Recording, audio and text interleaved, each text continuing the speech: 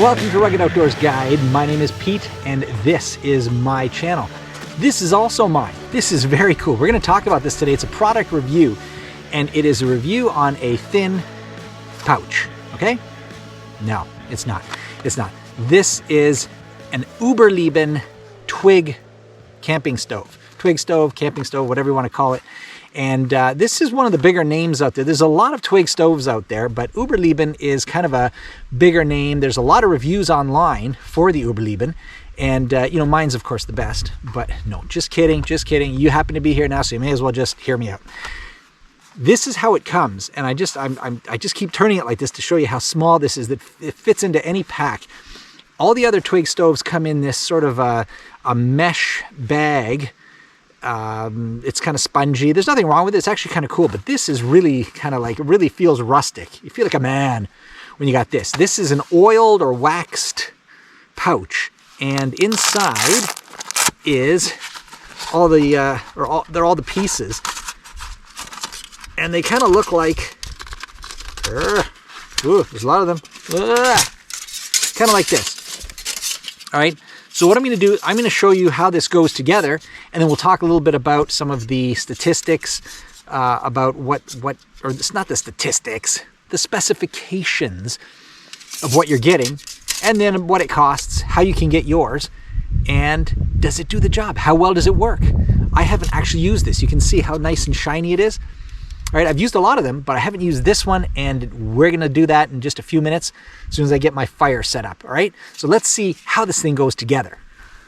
Okay, so I've got all the pieces laid out here, and you got to be careful how you do this because you can put them in the wrong way. It's easy enough with these tabs that slide into each other on the side. You'll figure it out, but there's a certain way that they work and another way they don't. So I'm going to try. I don't even know if this is going to work the first time. We'll go like that. That's not working too well. Let's try.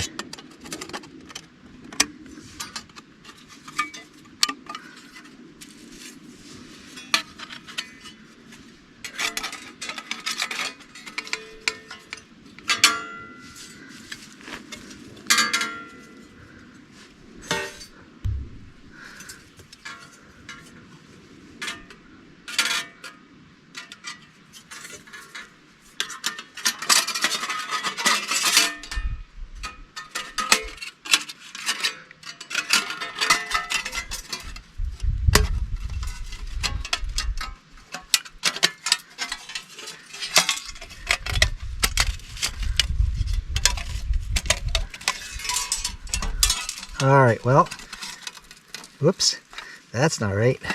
I missed a little tab. There we go. Okay, so it's one thing to show you how to do this on video, but quite another, you just got to do it yourself, and you'll figure it out. It's not too difficult. You just got to be careful you don't cut your hands on it. It's fairly sharp. And then on the top, you'll want, this is for your pot to sit on, and it just kind of, whoa. There we go. Oh, it was so close to it. There we go. And now that fell apart. Let's try that again. Tabs go in there.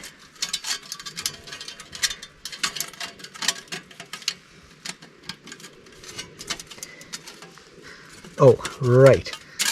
I'm missing. See that? That wasn't together. Now it is.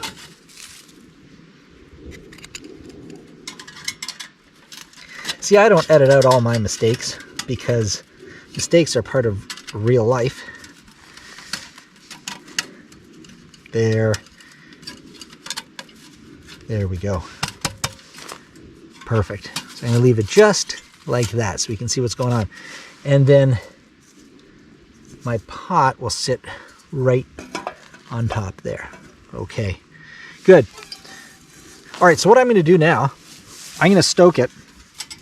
And I'm going to use, now I know a lot of guys that you see,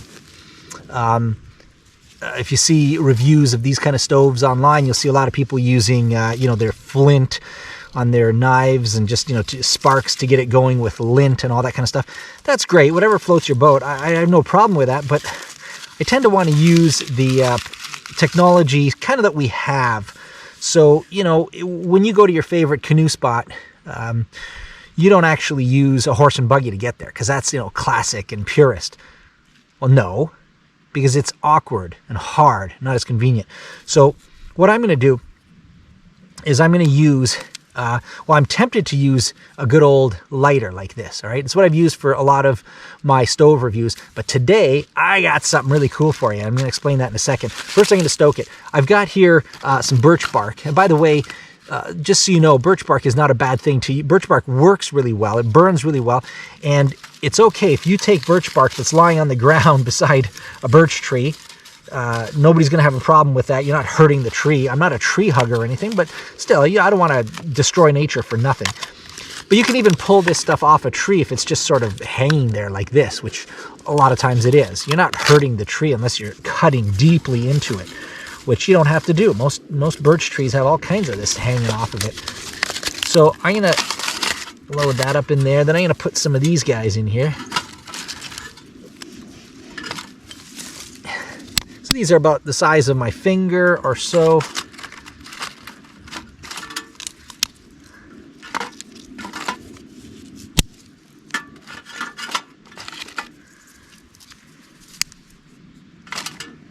So you can find these on the forest floor pretty much anywhere.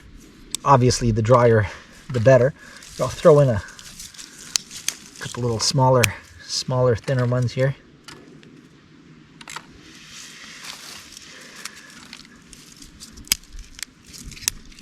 I've got it loaded up pretty good. I don't know if I'm going to need to put any more in here before the water boils. So what I'm going to do is I've got 2 cups of cool water right here. All right, and I'm going to see how long it takes to boil.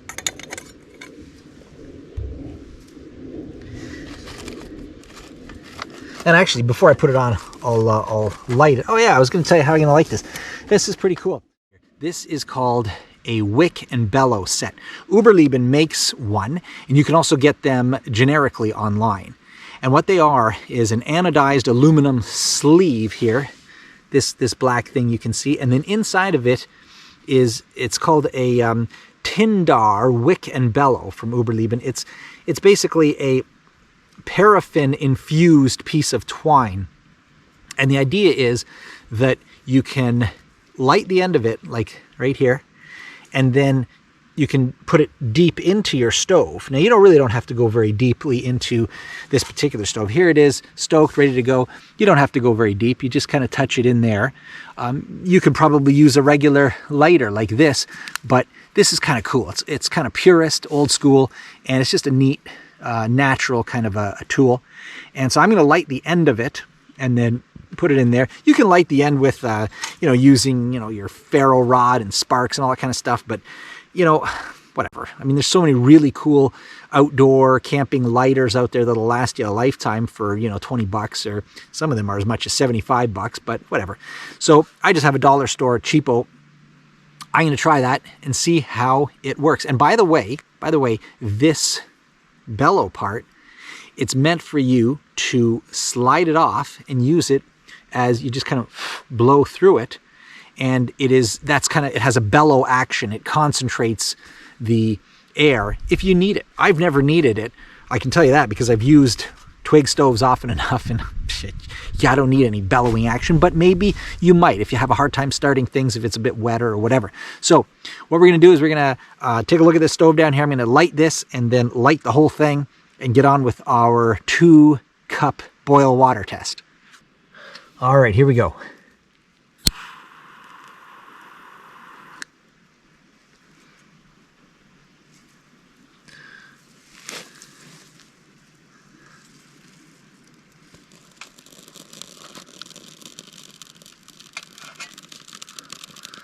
Well, this particular one didn't work super well. It's not the one from Uberleben. I cheaped out and got another one. But it did work off long enough. And by the way, this Tindar wick and bellow, it's you can spark it and get it going with a ferro or lighter, but it burns for an hour, and it's pretty long. It's going to last you years probably. All right, let's see how this stove is going. All right, I'm gonna get my stopwatch ready.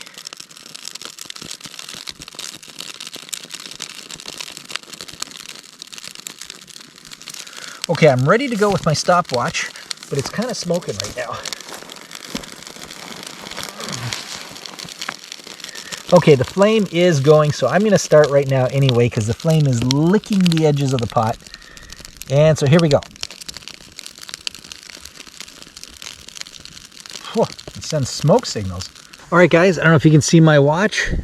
I just stopped it at 4:26 because look what's happening inside. So it's actually boiling. You got a rolling boil going on right now. So 4.5 minutes, that's not bad. I had one stove earlier.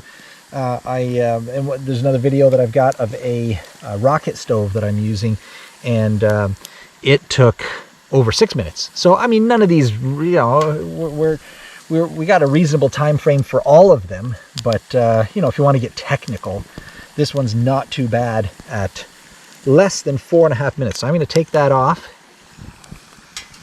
Nicely boiling for whatever I want to put in there, pasta or tea or coffee or something. That's quite a big flame going there. We don't really need that anymore, so we're done. So guys, if you appreciate reviews like this, which we love to bring to you, please do give us a like and a subscribe. It doesn't cost you anything. It helps us out tremendously. We also are going to have a lot of trip documentaries coming up next year, and also just overall tips and tricks that we love to bring to you. I've got 40 years of experience paddling in the Northern Ontario wilderness. That's more than a lot, but not as much as some, and I still have a lot to learn myself. I'm not saying I know everything. That is for sure, I do not. But I know some things that beginners might not know, and a lot of what we have is sort of made for beginners. So if you're not a beginner, you are very welcome. If you are a beginner, you got to subscribe. We got some great stuff coming for you. All right, guys? And until the next time I see you on my next video, get out there, enjoy God's creation like I've got all around me right now in Northern Ontario. And above all, guys, keep on looking up.